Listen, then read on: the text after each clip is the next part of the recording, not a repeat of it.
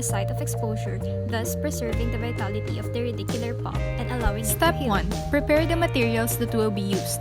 Mounted tooth, low-speed handpiece with Fopi brush, syringe and LA carpioles, endo and resto burst, basic instruments, rubber dam assembly instruments, tuberculin and irrigation syringe, cement spatula and glass lab, Zoe cements, formocrosol, cotton pellets, and saline. Step 2. Clean the surfaces of the tooth, then dry. Step 3. Anesthetize the tooth using local anesthesia. Pain during caries removal and instrumentation may be an indication of faulty anesthetic technique. Step 4. Isolate the tooth using rubber dam assembly.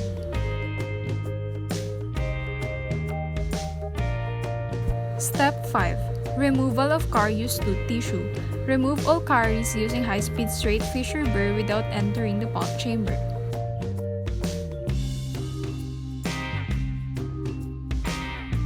Step 6. Access preparation.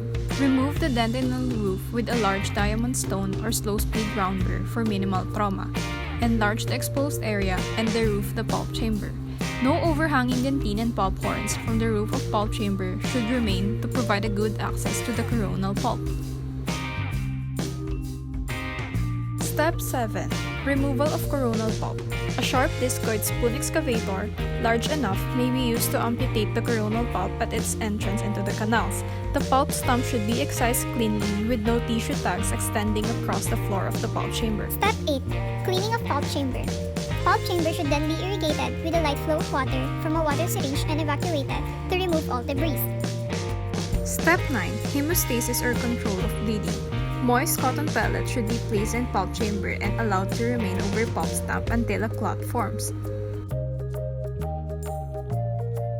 Step 10. Formocrosol application. Cotton pellet moistened with concentration of Buckley's formocrosol and placed in contact with pulp stump for 5 minutes. A small dry pellet is placed to avoid contact of tissues with formocrosol. Step 11.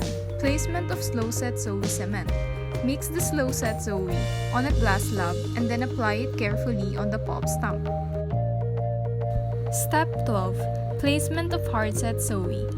It is placed over the slow set to serve as a temporary restoration, which can be later be restored with stainless steel crown.